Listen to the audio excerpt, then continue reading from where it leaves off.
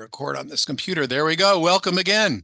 I am David Kramer. I am the director of the library at the Jewish Theological Seminary, and we are uh, privileged to be able to present all of these book talks over the course of the year. We've been doing this actually for some years now, and books of note for Jewish readership is the way we claim our mission, and certainly the one we're about to hear about today, it fits into that very, very directly. Rachel, I haven't met you before, actually, right? So it's great. It's great to welcome you to our book talk series. Really a privilege. And for everybody, we didn't have a chance to include all the details, but for those of you who don't know Rachel Gordan, she is a professor at the University of Florida. She's taught also at Boston University, Brandeis University, my alma mater, in Hebrew College, and had a lot of academic involvement elsewhere as well. The book that she will be speaking about today, How Books Made Judaism American. Well, I skipped the main title. I went straight to the subtitle. Postwar Stories, How Books Made Judaism American, Oxford University Press, 2024, which was awarded the Jordan Schnitzler Prize for first publication of the Association of Jewish Studies. I love the notion here that not only does literature, do we form literature, we create literature, but literature creates us. And there's a cycle there that's worth examining closely, and particularly in connection to this very important period of our recent history, Jews in America in the mid-20th century and beyond. I don't know. Is there anything that you'd like me to add to Rachel beyond that? I love literature. We, the library, have as much of it as we can, and it is a joy to welcome you. So please go ahead. I will highlight you so that everyone can see you, and you've got the opportunity to share the screen as you like. Okay. Hello Great. there. Go right ahead. Thank you. And to JTS and Dr. Shuli Rubin Schwartz for this invitation. I really appreciate the seminary extending this opportunity to those of us who are earlier stage academics to share our work. And thank you, David. Your many books have been so helpful to so many of we scholars who teach Introduction to Judaism courses around the country. So it's great to be in conversation with you. I'm going to share my screen so that we can see some images while I speak. So I think, and then I'll put this in slideshow mode. So hopefully now we're just looking at the front of the book there. Great.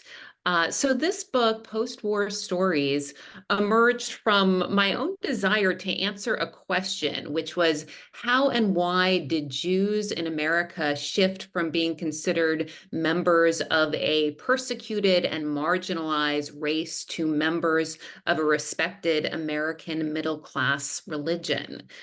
This is a change in the post-war period that intrigues scholars today, just as it did at the time. And one of those post-war expressions of interest in the shift was articulated by the sociologist Nathan Glazer in his by now classic study titled American Judaism. And there it is. It's for a while, for I think almost 3 or 4 decades, it was probably the most assigned book on Judaism in college courses. When it was published in the 50s, it was part of a University of Chicago series that also included a book on American Protestantism and another one on American Catholicism. So its publication in this series was itself a sign of this changed status of Judaism now being considered one of the, quote, big three, or part of tri-faith America. And in his book, American Judaism, Glazer himself was reflecting on this change that he had noticed in the past 10 to 15 years.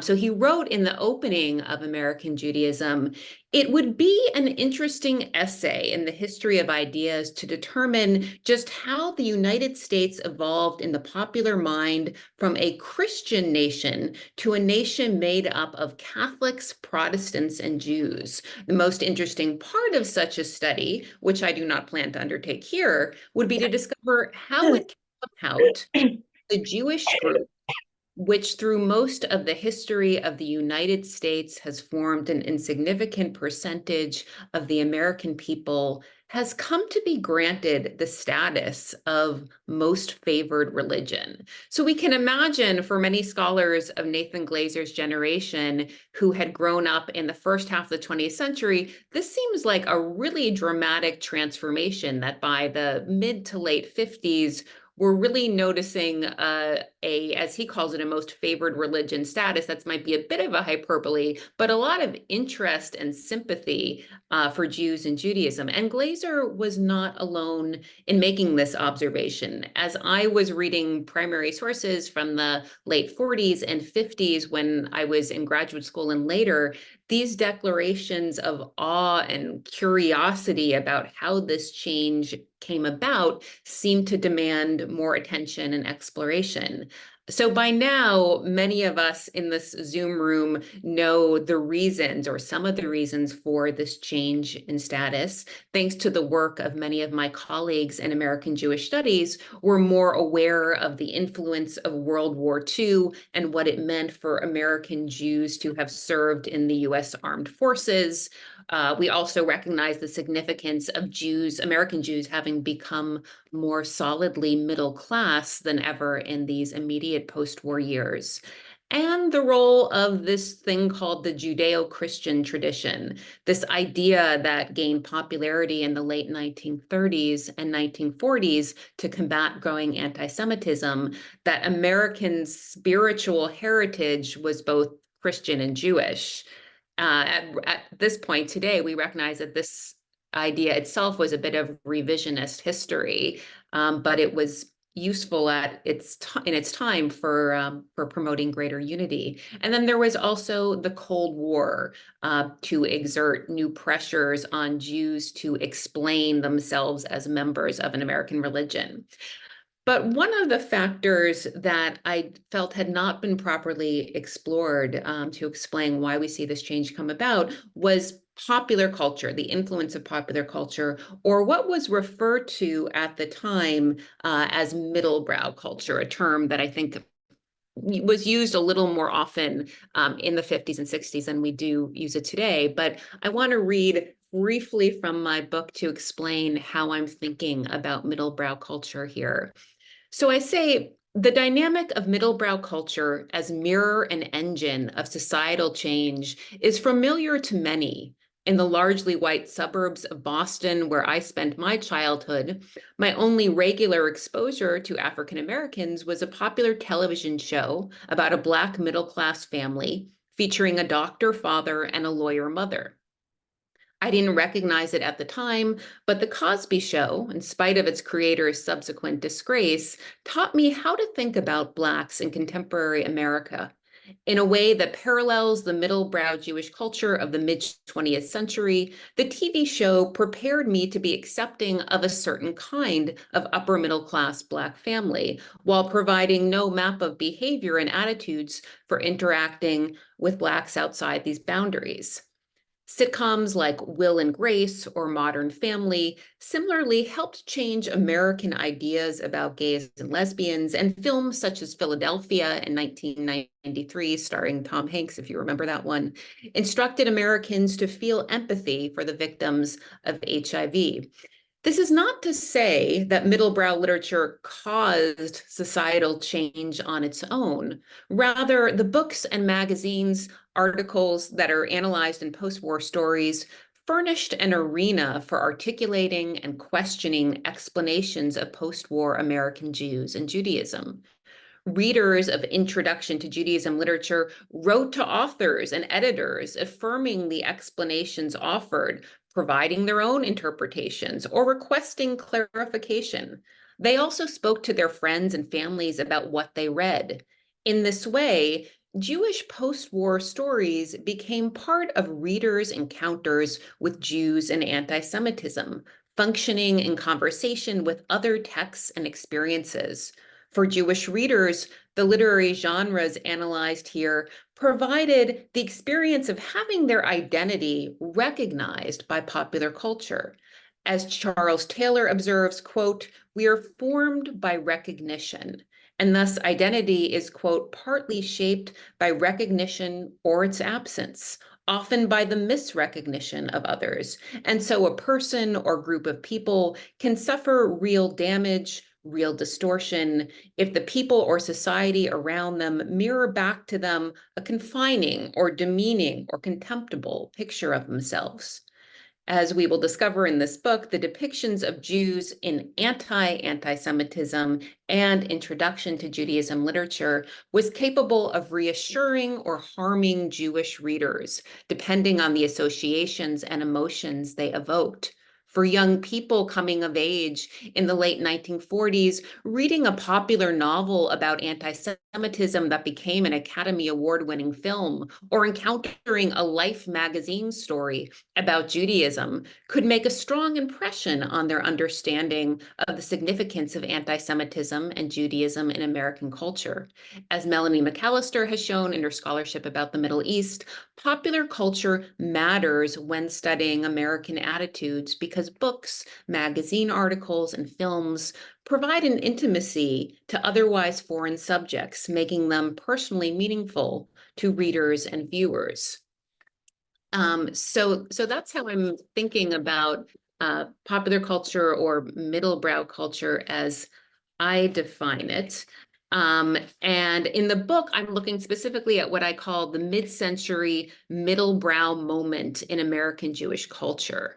So what do I mean by middlebrow?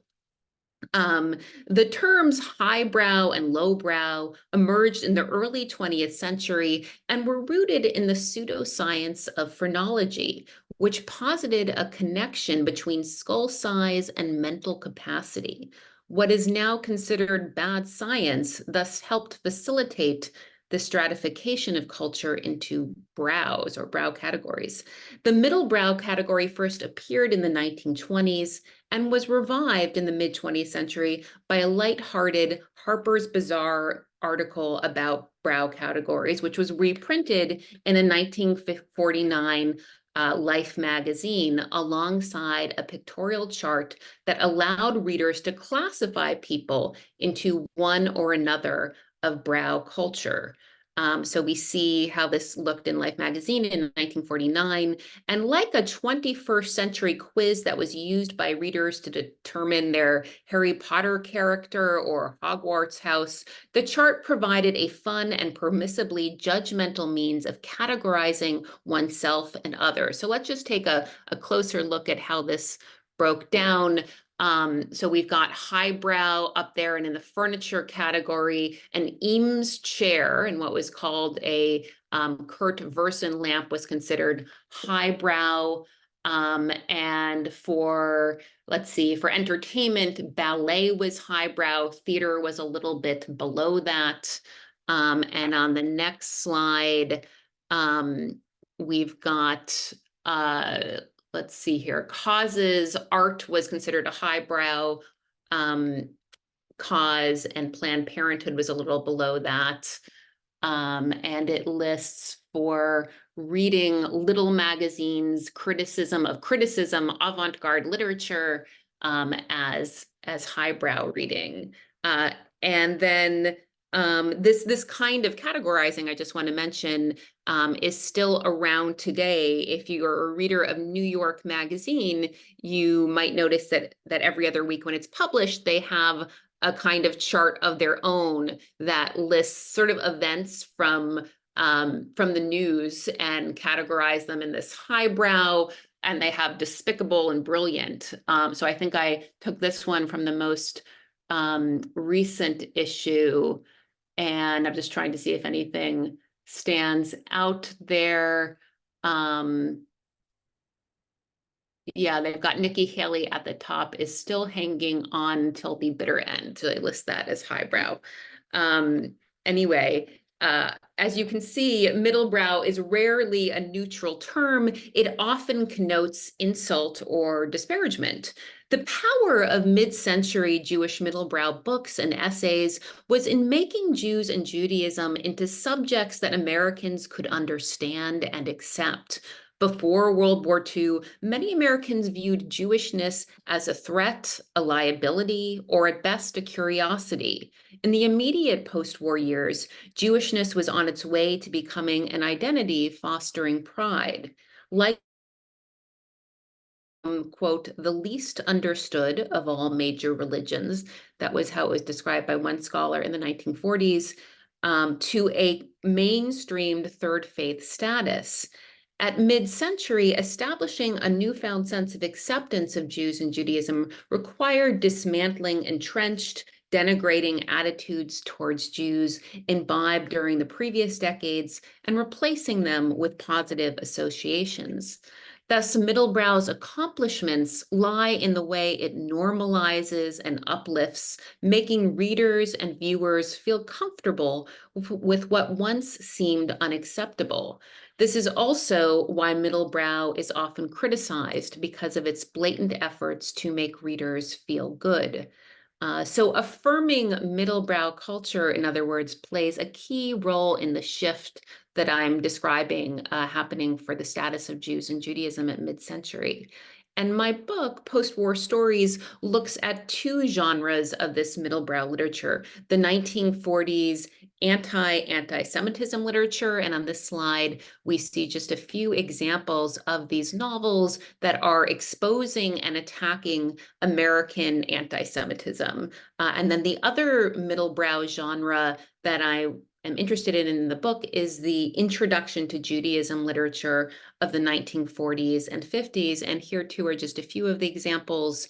As you can see, the authors of these books, and sometimes they were articles in magazines like Life and Look, ran they spanned Reform, Conservative, Orthodox. So we've got Herman Wouk, a modern Orthodox author of This Is My God in 1959, Basic Judaism by the conservative rabbi of Park Avenue Synagogue, Milton Steinberg. Milton Steinberg's cousin, Philip Bernstein, was a Reform rabbi in Rochester at Brit Kodesh, and his book, What the Jews Believe, started as a Life magazine article in 1950 and was then published as that book.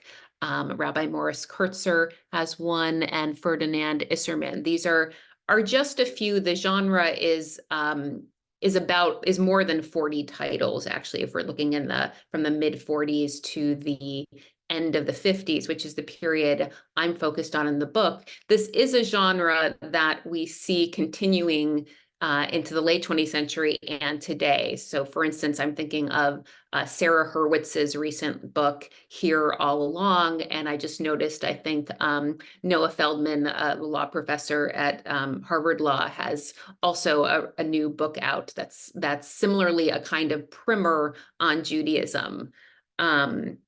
So the movements represented by these two genres of literature were, first of all, a public denunciation of anti-Semitism as un-American. So we see that theme in the anti-Semitism novels. And second, a clear explanation of Judaism as a religion at a time when Cold War American citizenship seemed to require some kind of denominational affiliation. Among the factors that made the mid-century an opportune time for a shift in American sentiment was a new sympathy and interest in Jews that was evident by the late 1940s. At the start of the decade, President Roosevelt had to all but swear that if the US entered the war, it would not be to save the Jews. That was how unpopular that cause was with most Americans. By helping to defeat the Nazis, Americans were cast in the role of saviors of Jews. Americans may not have wanted to enter the war, but having won it and basked in American soldiers' reflected glory, they could see a new post-war reflection of themselves. Unwittingly, they had become the allies of Jews. It was a stunning turnaround in orientation. and one that required a new understanding of Jews and Judaism. In the late 1940s and 50s, middlebrow writers were at the ready with answers to questions about Jews and Judaism that were only beginning to be asked. As I mentioned, critics have often judged middlebrow to be an undesirable cultural standing, regarding it as unserious and apologetic. This book, Postwar Stories, takes a different perspective, exploring the important cultural work of these two neglected streams of mid-century Jewish middlebrow. In its moment, these genres helped readers understand how Jews, once considered threatening foreigners, belonged in the US. While the key to that belonging was primarily to define Jewishness as a religion, it also depended on a concerted effort to dismiss anti-Semitic attitudes. I want to briefly show you a little bit of how this literature works. So I'm going to read the opening of one of the later chapters of this book, which was about the June 13th, 1955 a special issue of Life magazine that was about Judaism. So let's see, I'll forward the slide so you can see what that cover looked like. If someone had told publisher Henry Luce that the June 13th, 1955 issue of his Life magazine, coming 5 years after Philip Bernstein's Judaism article in Life, would be life-changing for a Jewish wig stylist who had immigrated from post-war Poland, Luce might have been puzzled. But the effect on a European-born woman was only one of many Jewish reactions to the issue. The magazine's portrayal of Judaism elicited cheers from Yeshiva University and anger from Reform Jews. It even aroused one Reform rabbi to a self-conscious defense of, quote, Jews with beards. None of these responses was intended. Through their editorial perceptions about what made Judaism interesting, Life's mostly non-Jewish staff created an introduction to Judaism text that evoked surprisingly powerful emotional reactions and augured a shift in perceptions of Orthodoxy and Judaism more generally. The June 13th, 1955 issue broadened the genre of introduction to Judaism to include texts written and curated by non-Jews. When popular culture about Jews is created by non-Jews, these non-Jewish Jewish cultural productions, by their very existence, demonstrate that Jewishness has earned the attention and interest of a wider audience. In the mid-20th century, examples accrued, particularly in music, with the Andrews Sisters' rendition of Beimir Bistushane in the 1930s, Perry Como's recording of Kol Nidre in 1953, Harry Belafonte's 1950s rendition of Hava Nagila, and the Weavers' performance of the Israeli song Tzena Tzena. But when non-Jewish Jewish middlebrow focused on only one segment of American Jewry, whether it was Reform, conservative, or Orthodox, it had the potential to inspire feelings of pride, envy, resentment, and shame among specific groups of Jews. So this chapter that I just read the opening from is about the making of this special issue of Life and the family that turned out to be the center of the issue, even though they originally did not want to be photographed.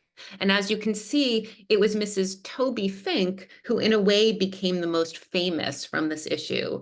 And this is not a spoiler, but I want to briefly read from later in the chapter when one of the Fink sons, who also appears in the special issue, told me about coming face to face with this this cover of his mother decades later.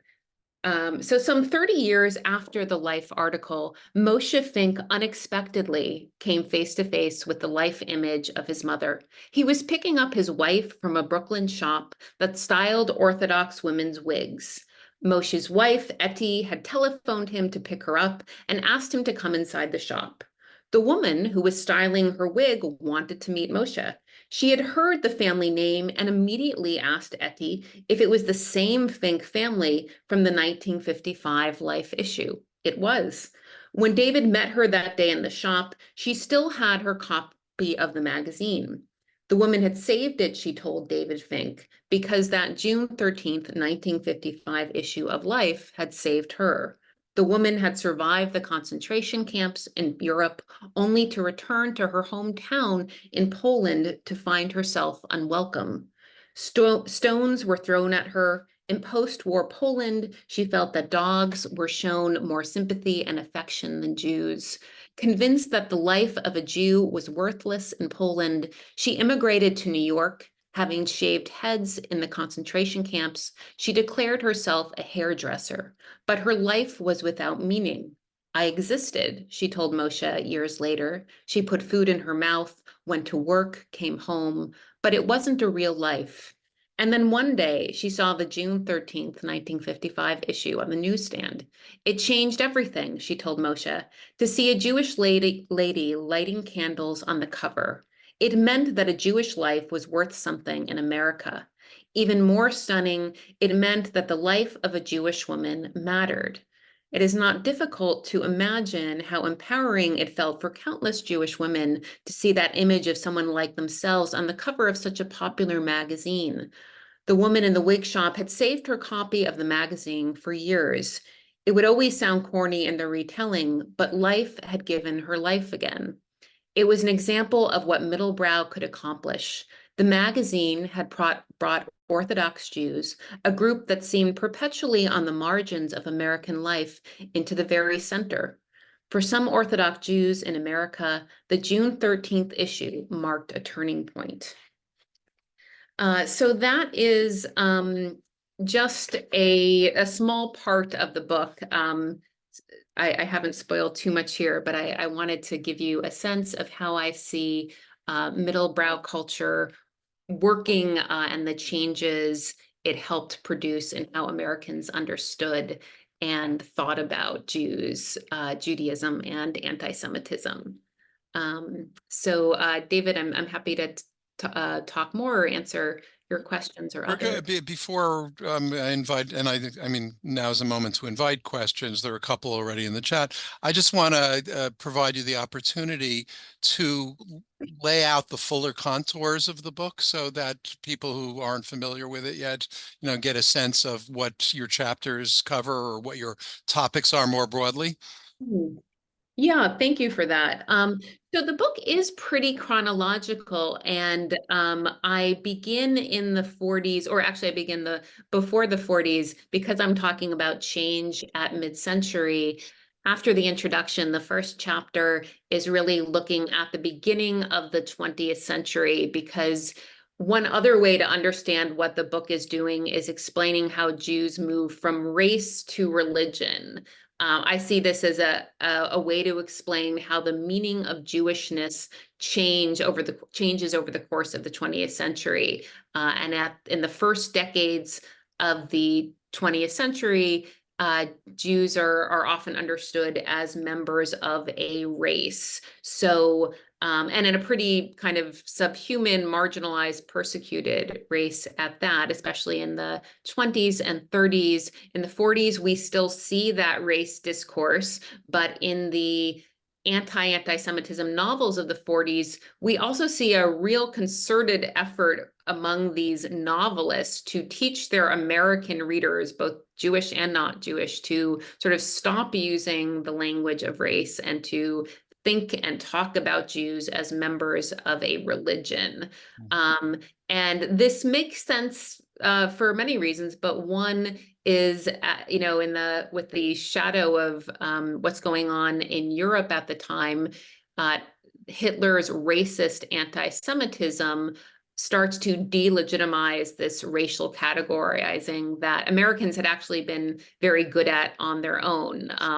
We know that in the eugenics way of thinking about Jews and other groups, Jews were considered this lower members of a lower race than white Christians in America. So the the first chapter actually spends some time going over the story of Harry Wolfson, who is a famous and early professor of what we now think of as Jewish studies. He was not called a professor of Jewish studies at the time, but he was a professor at Harvard teaching subjects in Judaica. And it talks a bit about his perception of Jewishness as someone who came from a pretty traditional and observant home and then lived the majority of his life in the Harvard milieu, and how that affected his understanding of Jews and Judaism. So that first chapter is a kind of before the mid-century change moment. And then Before you go on, I just if you could actually unshare if you don't have any more slides, which right, that way we can see you better. great. So the after that before moment chapter, the following three chapters are on the anti-Semitism literature. And I spend some time explaining this term anti-Semitism. It sounds a bit clunky to us today, but it was actually used in the 40s. And I think it kind of perfectly expresses the sentiment at the time, which is not that Americans are already starting to love Jews, which they're not. And we know from the fact that intermarriage rates were still pretty low in the 40s. There was plenty of resistance to accepting Jews socially or letting them into your clubs and social circles. But Americans did have a bit of this attitude of, if our European enemies hate Jews, then part of what it's going to mean to be a good liberal American is that we kind of accept them or at least oppose anti-Semitism. And so I name in one of these early chapters a moment that sort of crystallizes some of this anti-Semitic feeling starting to form, which is the Charles Lindbergh speech that many of us know so well, thanks to the Plot Against America novel by Philip Roth, which was also made into that HBO television show during the pandemic. And that show showed the aviator Charles Lindbergh making this famous speech at an American First rally on actually September 11th, 1941, where he blames three groups for trying to push America into the war. This is before Pearl Harbor, and one of those groups is Jews. And what was really amazing for me to notice was how quickly Americans responded to these remarks by a national hero. Both politicians on both sides, Republicans and Democrats, everyone felt the need to condemn Lindbergh right away. So that to me was a sign that while we know there's plenty of anti-Semitism going on behind closed doors, it starts to be it's already not okay to make these kind of statements in public. It starts to look a little bit too much like Hitler. Americans don't appreciate that kind of resemblance. So I name that as one moment where we see anti-Semitism beginning. And then I also note that one of my novelists who writes anti-Semitism literature in the 40s, this is the novelist Laura Z. Hobson. I'm actually working on a biography of her now. Her novel, Gentleman's Agreement, was the most commercially successful and famous of this genre. So Gentleman's Agreement, published in 1947, which was first serialized in Cosmopolitan magazine, and then became a film just about 7 months after the novel was published. It premiered later in 1947 and then won the Academy Award for Best Picture in 1948. Anyway, one of her inspirations for the novel was that experience of hearing Charles Lindbergh in 1941 and the anger she felt at the time, hearing that over the radio and knowing that Americans all over the country were hearing it. So in those three chapters on the anti-Semitism genre, I take a look at several of these anti-Semitism novels and the people who wrote them.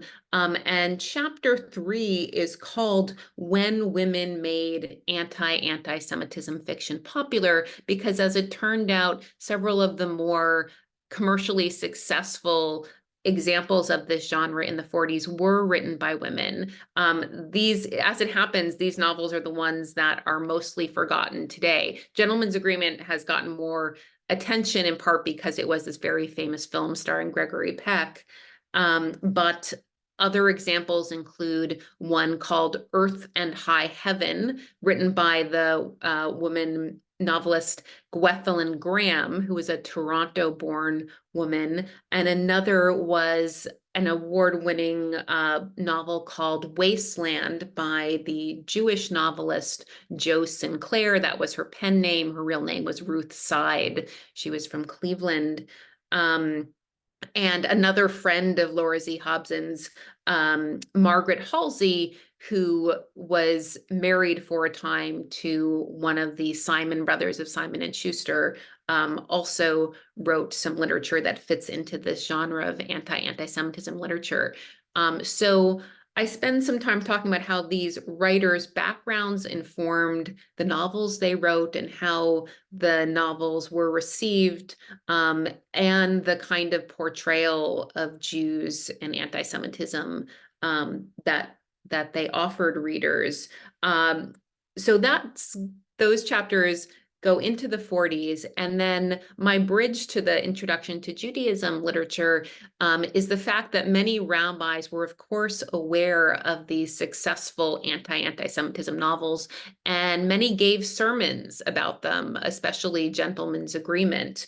And a common theme of these rabbis' sermons or bulletin newsletter essays that they wrote on them, a theme or a point they made was, how wonderful is it that these novels are popular and they're attacking anti-Semitism? But several of them, and especially Gentleman's Agreement, seem to have missed a golden opportunity to give a better and more full presentation of Jews and Judaism, especially Jewish religion.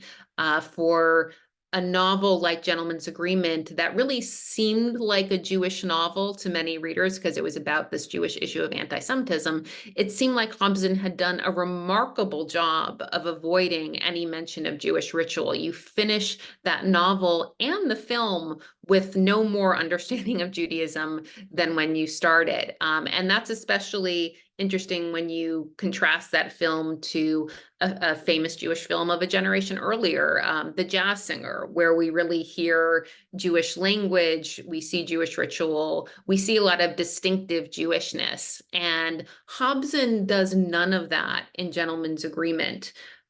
So in some ways, part of the story I'm telling is how this attention on anti-Semitism that we see in American culture in general in the 40s then leads to a feeling among Jews, rabbis, and Jewish communal leaders that, okay, now that we have Americans' attention over anti-Semitism, let's show them some of the good parts, who we really are, our religion, our heritage.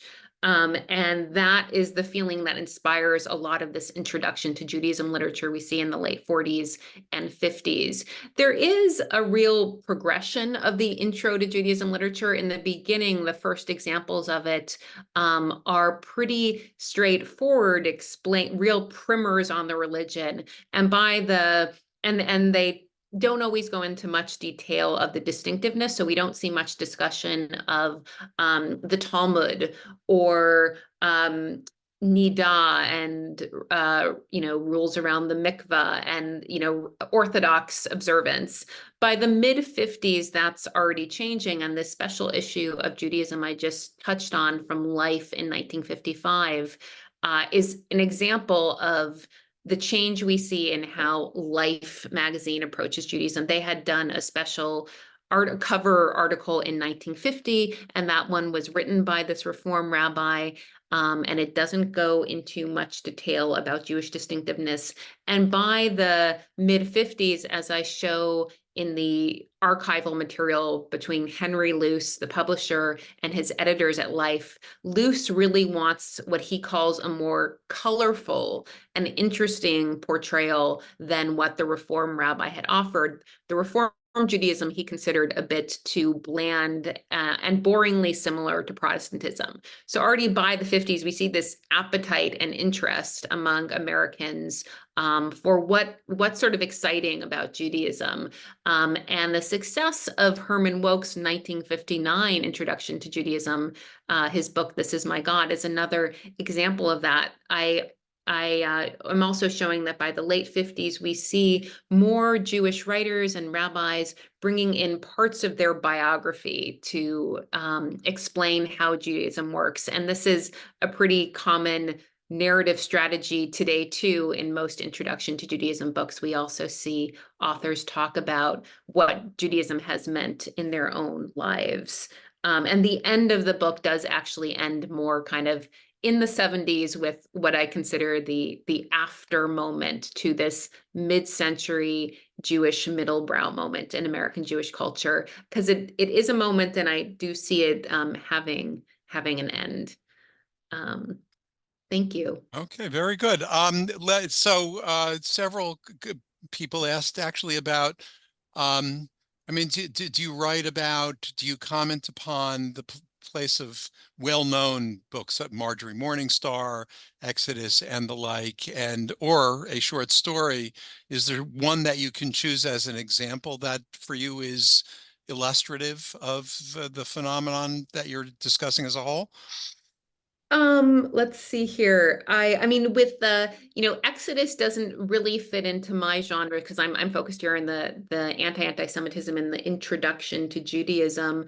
Um, the Marjorie Morningstar does certainly come up because I talk about woke, and I actually got to meet woke in it was 2010 or 2011. And I remember talking to him about how after Marjorie Morningstar, by that point in his career, he really felt like he had the audience he had the celebrity that would mean American readers, Jewish and non-Jewish, would follow him to a book that was about Judaism.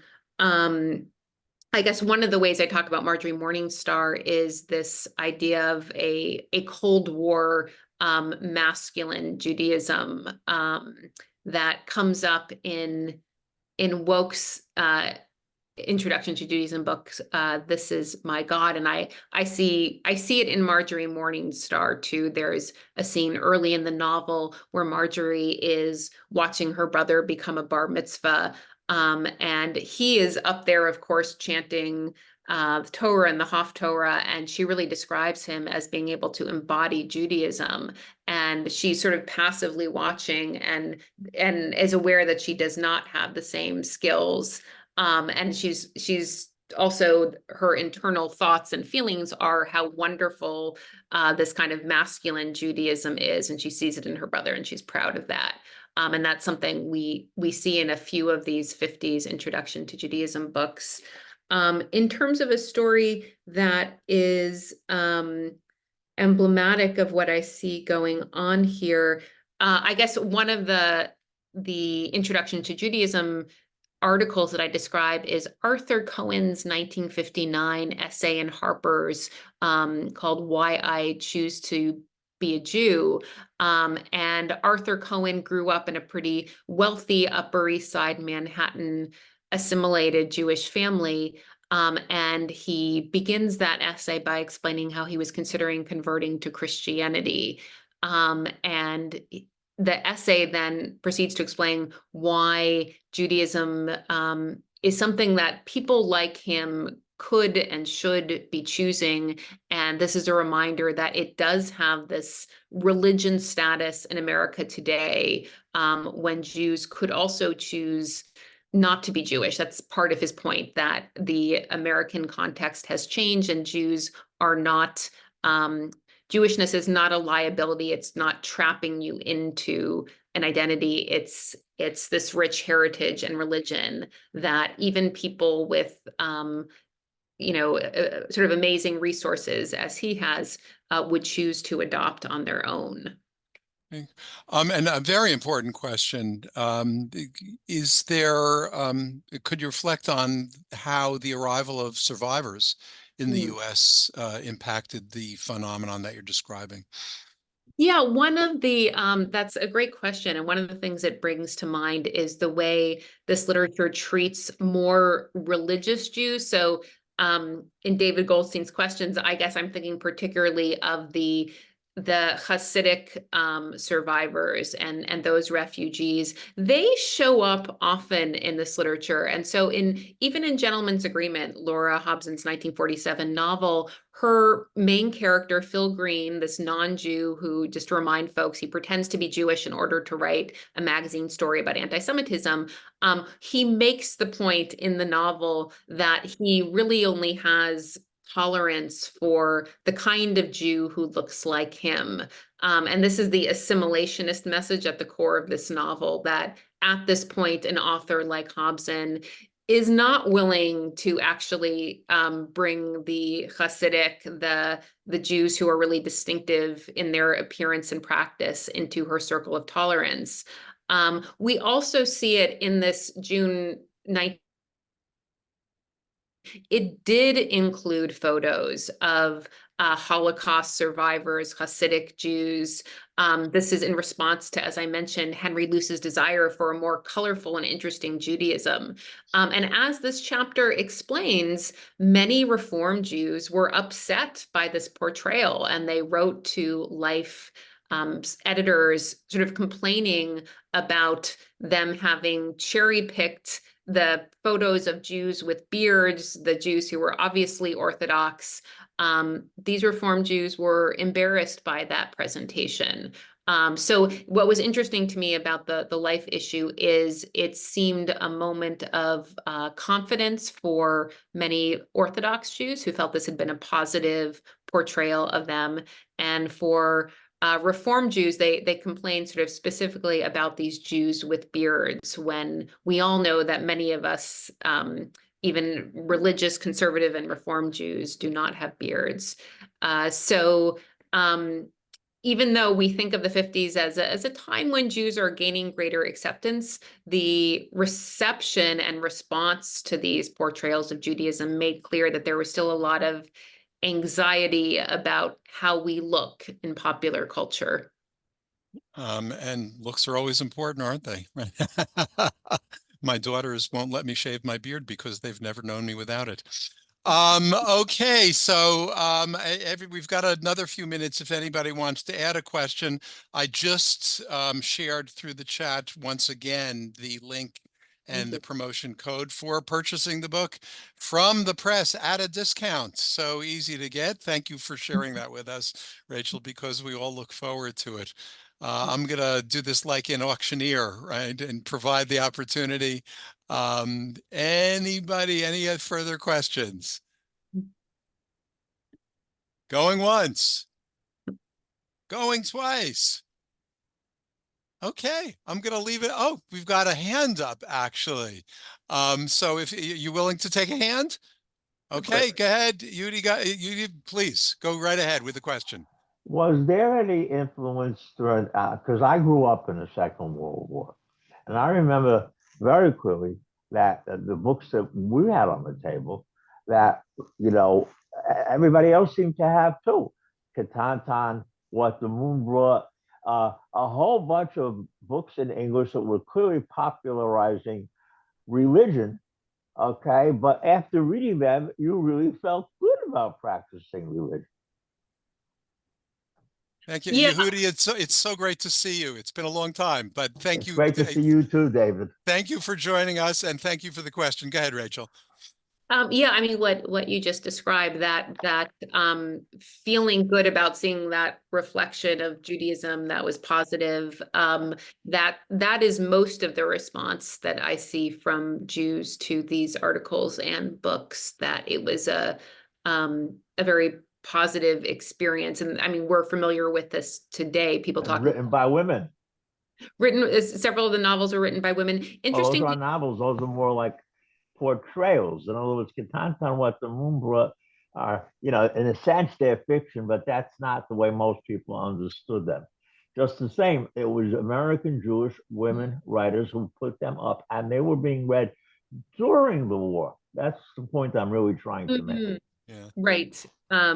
Right. So that's your moment is just a little bit before the moment I'm talking about. There, I guess in the early 40s, there weren't as many novels attacking anti-Semitism, and not quite as we don't see as many of these introduction to Judaism as we see in the post-war years.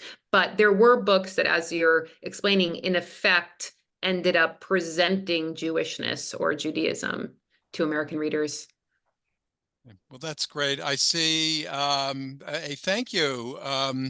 There's a question about research. Do you want to respond to that, Rachel, or? Sure. Yeah. Thanks, Elizabeth. So this is about the archival research for this book.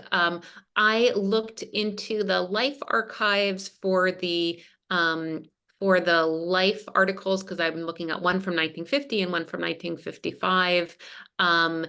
And also spoke to the Fink family. I sort of tracked them down. The rabbi who wrote the 1950 life article, Philip Bernstein, I looked at his papers that are at the University of Rochester. Herman Woukes, his papers at Columbia. I looked at Milton Steinberg's, he wrote Basic Judaism, which was one of the early introduction to Judaism books. And so I looked at his papers at the Center for Jewish History, and Laura Z. Hobson's papers, also at Columbia, and Joe Sinclair, which is the pen name of Ruth Side, who wrote the anti-Semitism novel Wasteland. Her papers are at the Gottlieb Center at Boston University. So I was trying to, find out more about all of these authors, what led to these books, and also what their interactions with their editors were. For instance, with Hobson, it was very interesting that her publisher, Richard Simon, who was an assimilated Jew, was very opposed to her writing a novel about anti-Semitism. She was first considering this in 1944. That's when she really starts drafting it. And she's writing, at the time, she's working on the West Coast for the film studios to just earn more money. But she's really getting this idea for Gentleman's Agreement and is writing to a bunch of friends to run the idea by them. And Richard Simon is discouraging because he thinks it's sort of too controversial a topic and that a novel about anti-Semitism won't do any good. Interestingly, in the film Gentleman's Agreement, there is a scene when the non-Jewish character Phil Green, who is pretending to be Jewish, is at a sort of lunch meeting at his magazine where he works. This is where everyone thinks he's Jewish. And he's describing how he's going to write this article about anti-Semitism. And the Jewish businessman character at the lunch table is also discouraging of the idea of an article about anti-Semitism. So that was sort of a theme that Hobson grabbed onto. She felt that her Jewish friends were more hesitant and fearful. And she was encouraged and also wanted to make kind of a big deal out of the fact that there were non-Jews who supported this idea. Obviously, that would have given her a lot of confidence to realize that non-Jewish Americans were interested and behind her in wanting to expose this problem of anti-Semitism. So there's obviously a lot more to discuss. This is a very rich topic. We never have enough time for all the questions and the conversation. So I will share our collective frustration, but also our collective gratitude, Rachel, for raising these issues, and very clearly very, very important for all of us, what you write about and the identity of Jews in this country following the Holocaust and beyond. Really, thank you for spending the time with us, and thank you all for coming. I just want to point out again, if you look in the chat, you can purchase the book through the link and the discount code. In the next few weeks, 2 weeks and 3 weeks from now, we've got 2 more book talks that might interest you. One on March 13th, a novel from a former colleague of ours here at JTS, Alex Sinclair, discussing his new book, Perfect Enemy, which has eerie and somewhat disturbing connections to contemporary events, but certainly worth the time to consider. And then on March 20th, Robin Judd, Between Two Worlds, Jewish War Brides After the Holocaust. There's much, much more, but our time has come to an end. Rachel, thank you so much. And bye-bye to everybody. Sure.